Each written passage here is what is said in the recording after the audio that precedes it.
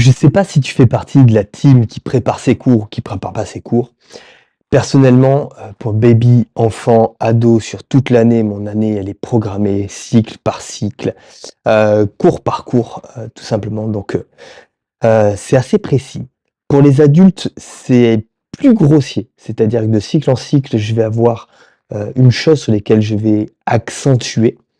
Mais, cours par cours, non. C'est pour les adultes, je me laisse, justement le moment, l'énergie du moment, j'arrive à la capter et je suis beaucoup plus, pertinent là-dedans. J'avoue que pendant des années, j'ai jamais rien préparé pour les enfants. C'est-à-dire, je faisais toujours au feeling. Ça fait, 23 ans 23 ans maintenant que je donne des cours et j'ai toujours fait comme ça. Sauf au tout début où je savais pas donner des cours, où je reproduisais exactement les cours que je prenais et après, j'ai jamais préparé mes cours. J'avoue que préparer ses cours, ça permet d'être très précis, d'être pertinent et de pouvoir transmettre ton message comme tu en as envie. Il faut pas être enfermé, il faut que tu fasses ça pendant tant de minutes, tant de minutes, tant de minutes. Mais j'avoue, avoir les étapes clés par lesquelles tu veux faire passer les élèves, ça a une petite saveur et surtout ça, on rentre dans de l'utile et ça, j'aime bien. Donc je vais préparer le cours que je vais donner, ce week-end. Je vais donner un stage enfant et un stage adulte et je vais te montrer comment je prépare tout simplement. On va commencer par les adultes. Les adultes, généralement, j'aime avoir ça, soit poser un message ou soit poser une émotion. C'est-à-dire que là, je vais opposer 2 choses. J'ai envie d'avoir un cours qui va être très utile parce que il va voir Chacha aussi qui va donner un cours. Elle m'a dit à peu près ce qu'elle voulait faire donc je vais pas, je vais essayer de proposer autre chose, tout simplement et du coup, je vais axer mon cours en 2 parties. Il y aura une partie cours et il y aura la partie ROD et en fait, je vais opposer ces 2 univers-là. Un qui va être très analytique et l'autre qui va être très poétique. C'est-à-dire que dans le cours, on sera dans quelque chose d'hyper utile, dans quelque chose qui va servir, je vais travailler sur les catégories de mouvements. Catégories de mouvements, c'est un stage que j'aime bien faire parce qu'il permet de donner des billes, il permet de donner des concepts, qui parlent à tout le monde. Que tu sois débutant ou que tu sois avancé, tu vas pouvoir te servir de ça, soit pour ta progression personnelle, soit pour comprendre ce qui se passe dans un jeu de capoeira et comprendre comment tu vas pouvoir passer, d'un jeu en réaction, où tu vas suivre tout simplement ton partenaire, à un jeu en action, dans lequel tu vas pouvoir proposer des situations. Donc les catégories de mouvements, c'est vraiment très pratique sur le format stage. Parce que ça te donne des billes, mais ça te donne aussi de la curiosité. C'est-à-dire que derrière, il va avoir un cheminement à faire pour voir comment on va l'adapter à son propre jeu, à son propre style de capoeira. Et en opposition à ça, dans la rod, j'aime bien les rods bisounours, où on joue tranquille, on joue vraiment avec l'autre, on est dans ce truc un peu chaleureux, un peu cool, où on donne accès à tout le monde, à la rod à tout le monde. Et je vais opposer justement ce côté très très contrôle, très en maîtrise avec le côté lâcher prise.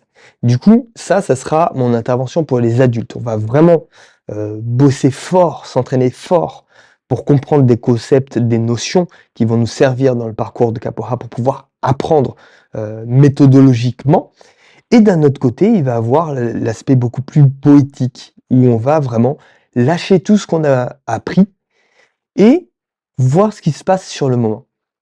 Et du coup, je vais créer 2 atmosphères comme ça et les opposer l'une à l'autre. Pour les enfants, ça c'est pour les adultes, OK? Pour les enfants, je vais le construire un petit peu différemment. C'est-à-dire que pour les enfants, je vais me construire 5 voire 6 temps forts. Je vais le faire ici avec toi.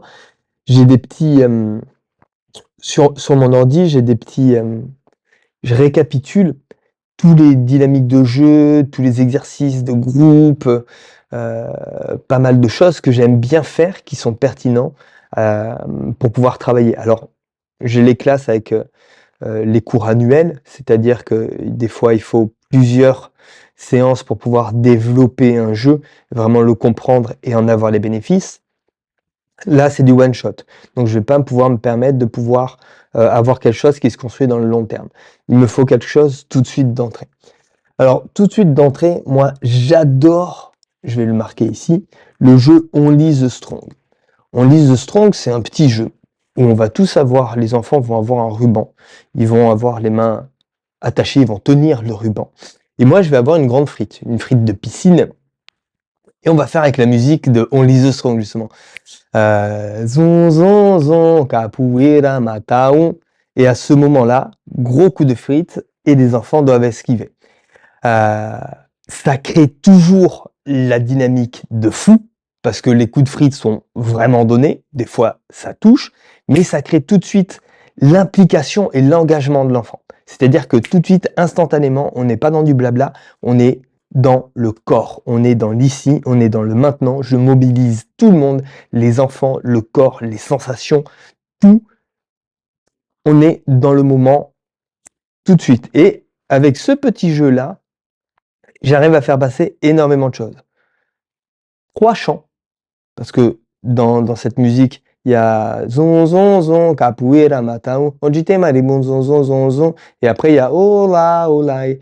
Donc juste avec cette petite dynamique qui dure 5 minutes, on a du chant, on apprend à esquiver, on apprend à se protéger, parce que sur le deuxième chant, je vais venir taper sur les têtes comme ça, et eux doivent justement se protéger ici en me défiant du regard, donc pour perdre l'appréhension d'un coup qui vient.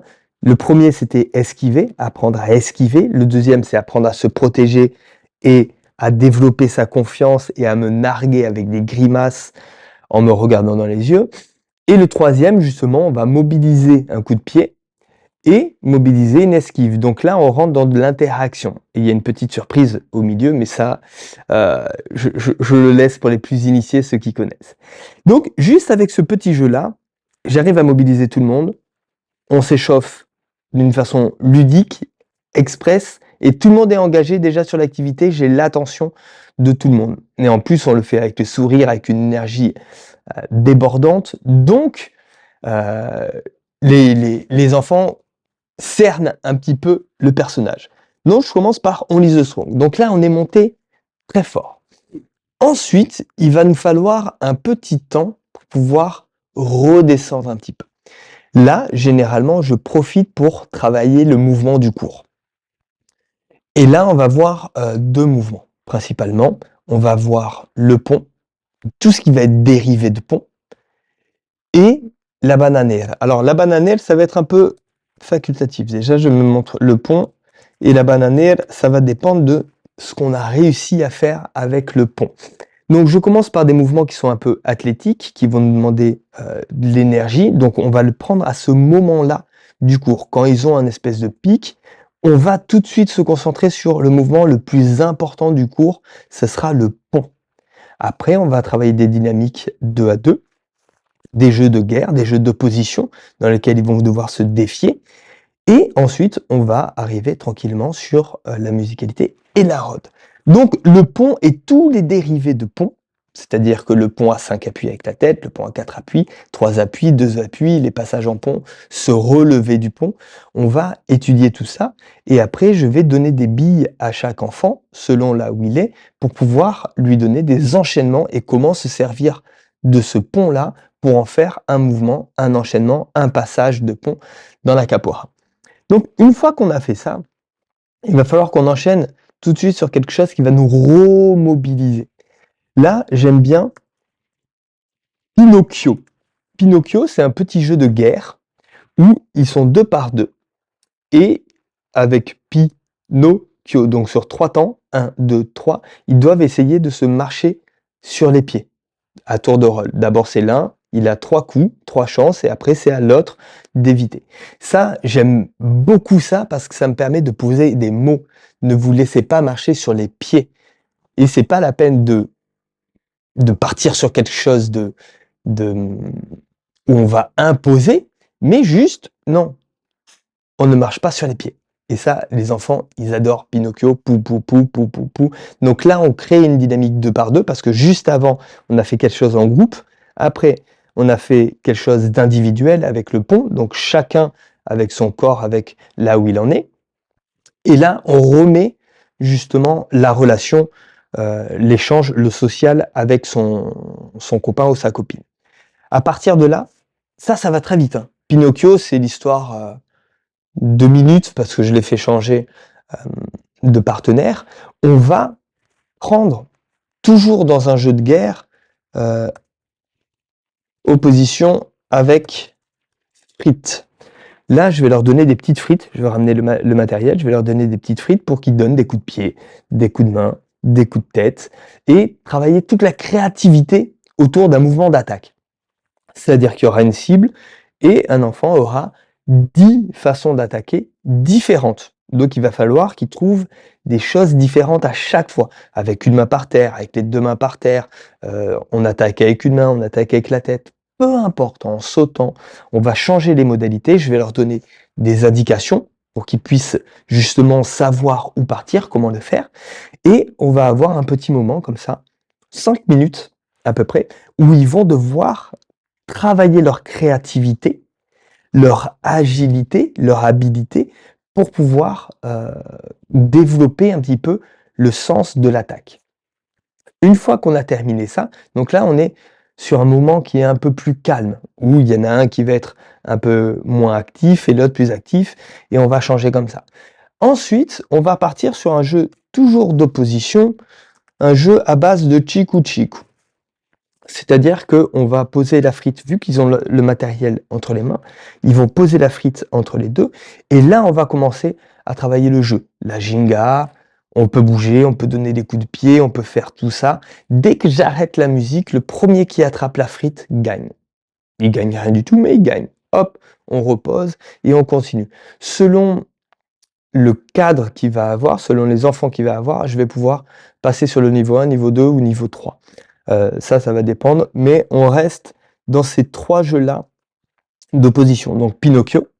Donc pendant qu'ils font Pinocchio, moi je commence à préparer le matos pour pouvoir, leur donner les frites. Donc je leur poserai à côté les uns des autres, comme ça, il y a pas de temps mort. Ensuite, opposition avec les frites, donc là, il faut qu'ils donnent les coups de pied et tout ça, les attaques, peu importe, que ce soit coup de pied ou pas. Et ensuite, on est sur du chiku-chiku, jeu d'opposition, mais en situation, en contexte de jeu, on est en train de bouger et il va falloir que je prête attention à la musique, qu'est-ce qu'il est en train de faire et heu, proposer l'action adéquate. Une fois qu'on a fait tout ça, on va faire une petite pause. Donc là, la pause, j'appelle ça les maîtres du temps. Je vous donne des petits tips, ça je le fais dans les cours. C'est-à-dire que généralement, aller boire, c'est très rapidement 5 minutes de temps mort dans le cours et 5 minutes sur 1 heure, c'est beaucoup. Donc je limite à 1 minute, mais je vais pas limiter du genre, «Vous avez 1 minute pour aller boire». On fait un jeu qui s'appelle les maîtres du temps. Les personnes, les enfants qui arrivent à aller boire en 1 minute top chrono, en 60 secondes, alors je mets plus ou moins 1 seconde, donc 59 secondes ou 1 minute U, qui arrivent à s'asseoir là où on était, pouf! Ils gagnent le droit de donner un gage à tout le monde. Un gage capoeira, faire, synchro, peu importe. Et du coup, les enfants, ils doivent maîtriser le temps, c'est-à-dire qu'ils doivent compter dans leur tête 1, 2, 3 et ça, je peux avoir 30 enfants dans le cours, en 1 minute, 30 enfants, ils sont partis boire et ils sont déjà tous revenus et on peut, continuer le cours à ce moment-là. Une fois qu'on arrive ici, moi, ça me laisse le temps de préparer un petit parcours, des petits ateliers. Les petits ateliers, ça va être pas mal pour pouvoir retravailler ce qu'on a vu. Donc le pont, la bananelle principalement, je vais pas mettre trop d'ateliers. Moi, dans mes cours, ça fait partie des choses que je construis au fur et à mesure. On a plein d'accessoires qui vont, nous permettre de faire plein d'ateliers différents. Là, je vais limiter un petit peu, ces ateliers. Je les fais pas en forme de parcours, c'est-à-dire que les enfants peuvent passer d'un atelier à un autre comme ils veulent, autant qu'ils veulent. Ils peuvent rester uniquement sur un atelier, peu importe, ce qu'il faut, c'est qu'ils soient toujours en activité. Et une fois qu'on va faire ça, après on va terminer avec une petite rôde et des petits jeux. Alors, petite rôde, petit jeu, ça va dépendre de là comment s'est passé, heu, le cours. Soit on fait une rôde tous ensemble, mais je pense pas qu'on fasse beaucoup ça. Sinon, ils sont 2 par 2 et ils vont jouer la capoeira en même temps que tout le monde, tout, tout, tout, 2 par 2, accroupis, mains dans les mains, les yeux dans les yeux, et pas tout, tout, là, touche. Et on commence à jouer, on fait une pause, on remercie son partenaire, on va chercher quelqu'un d'autre. Et comme ça, on a un vrai temps où ils peuvent jouer à fond et expérimenter et mettre en application tout ce qu'on a vu pendant le cours. Et si on a le temps, on fait une rôde tous ensemble, mais je pense que par rapport à l'organisation de l'après-midi, parce qu'après il va y avoir une autre rôde, il y a même un atelier musical, donc je pense qu'ils vont être assez statiques, donc je vais essayer de les rendre beaucoup plus dynamiques pendant le cours. Donc voilà, en gros, là on a On is the strong, donc on a un gros temps. Après on a le pont, voire la bananelle, on a un deuxième temps qui va être un peu plus cool. Après on a les trois petits jeux d'opposition, les petits jeux de guerre. Après on va avoir notre atelier, les ateliers, et après des jeux. Donc on a 5 gros temps dans le cours pour les enfants. Voilà en gros ce qui va se passer ce week-end. C'est petit format de vidéo où je te parle un peu plus relax. Alors, tu me dis si ça t'intéresse. Tu me dis, j'aimerais bien en fait partager un peu plus ma vie de prof, ma vie de gérant d'école de capoeira. Et bref, discuter un petit peu de tous ces sujets-là qu'on ne discute pas, qu'on n'aborde pas forcément sur internet. C'est sûr que j'essaie de me focaliser surtout sur comment t'apporter un maximum de valeur. Mais des fois aussi, sur ces temps-là, ça peut t'apporter aussi des petites étincelles ou des choses où tout simplement c'est plaisant à regarder. Donc dis-moi ce que tu en penses. J'ai plein d'autres sujets en tête là-dessus. Et si tu as des sujets, bien sûr, je serai ravi d'y répondre. Je te souhaite le meilleur. Des gros bisous dans ton cœur